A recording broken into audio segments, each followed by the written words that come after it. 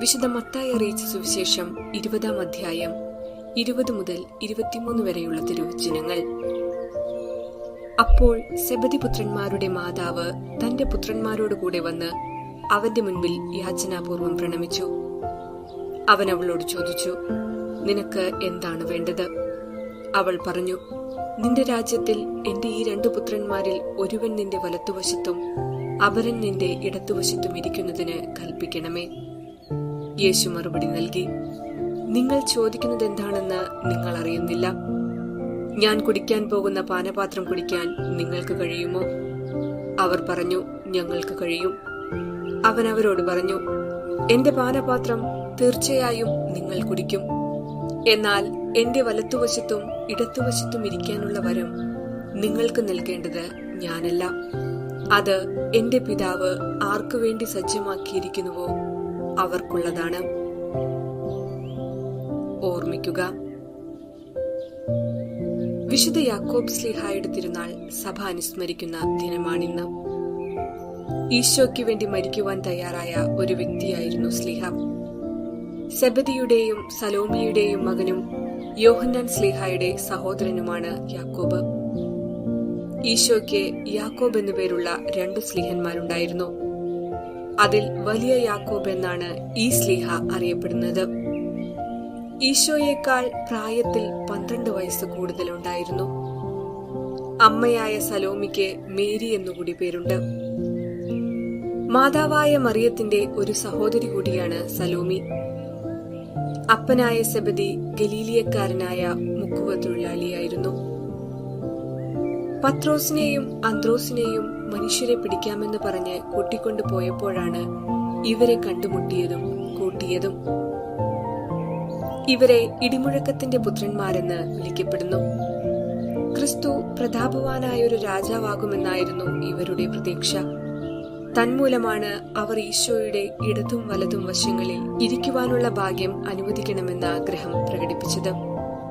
എന്നാൽ അതിനുള്ള മറുപടിയായി ഈശോ പറയുന്നത്, ആ സ്ഥാനങ്ങളിൽ ഇരിക്കേണ്ടത് നിശ്ചയിക്കുന്നത് ഞാനല്ല, അതാർക്കായി സജ്ജമാക്കിയിരിക്കുന്നുവോ അവർക്കായി പിതാവ് നിശ്ചയിക്കപ്പെട്ടിട്ടുള്ളതാണ്. യാക്കോബ് ശ്ലീഹ യഹൂദന്മാരുടെ 12 ഗോത്രങ്ങളോടും സുവിശേഷം പ്രസംഗിച്ചിട്ടുണ്ട്. ഹേറോദ് അഗ്രിപ്പ യഹൂദന്മാരെ പ്രീണിപ്പിക്കാൻ വേണ്ടി ക്രിസ്ത്യാനികളുടെ നേരെ മർദ്ദനം ആരംഭിച്ചു. ആ കാലഘട്ടത്തിൽ AD 44 ഉയർപ്പ് തിരുനാളിന് ഏതാനും ദിവസങ്ങൾക്ക് മുൻപ് യാക്കോബ് ശ്ലീഹ രക്തസാക്ഷിത്വം വരിച്ചു. ശ്ലീഹ വിചാരണയിലും വിധിസമയത്തും പ്രകാശിപ്പിച്ച ധീരത കണ്ട് ന്യായാധിപൻ മാനസാന്തരപ്പെട്ട് വിളിച്ചു പറഞ്ഞു, ഞാനും ഒരു ക്രിസ്ത്യാനിയാണ്. ശ്ലീഹായോടൊപ്പം ന്യായാധിപനും മരണത്തിന് വിധിക്കപ്പെട്ടു. കൊലക്കളത്തിലേക്ക് പോകുമ്പോൾ ന്യായാധിപൻ ശ്ലീഹായോട് മാപ്പ് ചോദിച്ചു. ജ്ഞാനസ്നാനം സ്വീകരിക്കാത്തവനെ സഹോദരനായി സ്വീകരിക്കാമോ എന്ന് ചിന്തിച്ചു. എന്നാൽ രക്തസാക്ഷിത്വം ജ്ഞാനസ്നാനത്തിന് മതിയാകുമെന്ന് ഓർമ്മ വന്നു. ഉടനെ ന്യായാധിപനെ ആശ്ലേഷിച്ചുകൊണ്ട് പറഞ്ഞു, അങ്ങേക്ക് സമാധാനം. 2 പേരുടെയും ശിരസ് ഒപ്പം ഛേദിക്കപ്പെട്ടു. ഈശോയ്ക്ക് വേണ്ടി ശ്ലീഹായോടൊപ്പം മരിക്കുവാൻ തയ്യാറായ ആ ന്യായാധിപനെയും ശ്ലീഹായെയും ഓർക്കുന്ന ഈ ദിനത്തിൽ നമ്മുടെ വിശ്വാസം എത്രമാത്രം ആഴപ്പെട്ടതാണെന്ന് ആത്മപരിശോധന നടത്തിക്കൊണ്ട് നമുക്കും ആഴപ്പെട്ട വിശ്വാസത്തിൽ മുന്നേറുവാൻ ഇടവരട്ടെ എന്ന് പ്രാർത്ഥിക്കാം.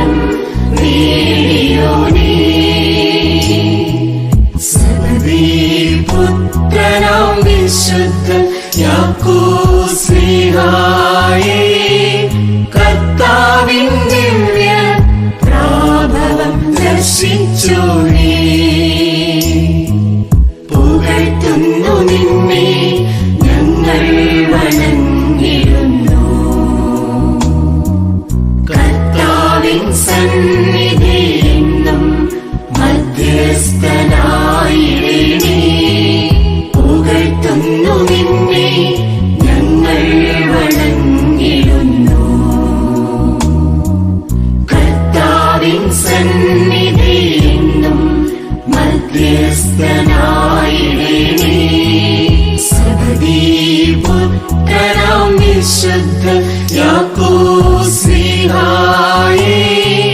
കർത്താവിൻ ദിവ്യ പ്രാഭവം ദർശിച്ചോനേ.